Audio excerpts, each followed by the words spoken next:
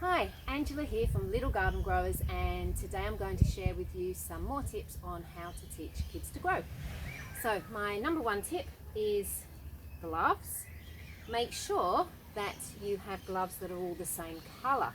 You'll find it will be much more easier when starting your gardening session, as they won't be fighting over who gets to have the pink glove and who gets to have the green glove, unlike mine. So having just the same colour, same gloves, makes it flow a lot more simpler and a lot more easier, especially if you've got quite a few children that are in your gardening session. Now I'm going to introduce to you how you can bring measurements into a gardening session with children aged sort of between 2 to 5 years.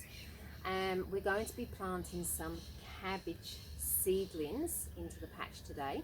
So how I would start a gardening session introducing measurements: I would first have the children seated in front, and then I would ask them what do they know about cabbages. So we're going to be planting cabbages today, boys and girls. Can anybody tell me if they like cabbages? Oh, you do you? That's fantastic. Does anybody know whether cabbages are small or whether they're big?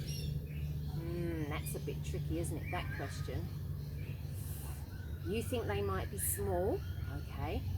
Now you could always bring from your local farm shop a full-size cabbage to actually have on hand, so that you can show them, well, look boys and girls, here's my cabbage that I have, and do you think this is a medium size or do you think this is a large size? So then I would let them know that, you know, a cabbage is quite a large size vegetable, and so because it's a large size vegetable, how much space do you think we might need in the vegetable patch to grow our cabbages? And I would then pick up a cabbage seedling and start to show them the size of the seedling.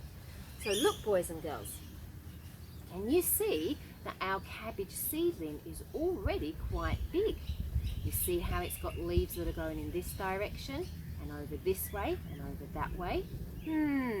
So boys and girls, with the space of our vegetable patch that we've got here, which, can anybody tell me, do you think this is a medium size patch? Do you think it's a large size or a small size that we have available for growing our cabbages today? Who thinks it's a small size? Put your hand up. Who thinks it's a medium size? And who thinks it's a large size? Okay, well, I would say, boys and girls, that this is a medium size. So well done to everybody who said that it was a medium size. Very, very good. So if it's a medium size patch, how many of these cabbages, remember they're going to grow quite big, boys and girls, how many of these cabbages do you think we're going to be able to plant into this medium size patch? I would say 2, boys and girls. We're going to be able to maybe squeeze 2 cabbage seedlings into this patch. So I'm going to pop those in. Now I'm going to use my special garden fork, and I'm going to dig a hole right here in the corner. That's where our first one will go in. And in that one goes. We're going to pop that one in there nice and safely. That's one little cabbage in. Go. Fantastic. Oh, and you're right, I should be wearing my gardening glove. There we go. And the next one I'm going to put in, I think we're going to pop it over here, because the celery that I've got growing here, by the time our cabbage starts to grow, we're going to have taken that celery out. So we'll put that quite a bit over here, and that will work really well, boys and girls, because as soon as our cabbage has started to grow a little bit more, we're going to be harvesting our celery. So we'll put one more cabbage. In it goes. I'm going to pop that one over there with a little wormy. So that's wormy. And that one goes. Fantastic.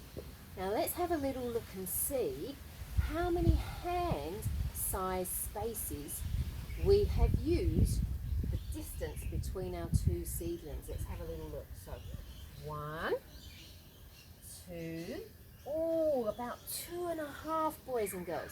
2.5 of my hands are the space that we've taken between the two cavities. That's what it takes. And so that's how I would introduce measurements into the garden. It's a really great idea as well to do that at the end, where you use your hand or get them to use their hands, because then that gets them counting. It also gets them to see that, oh, okay, we can use our hands instead of a ruler or a tape measure if we don't have one. So enjoy teaching measurements in the garden.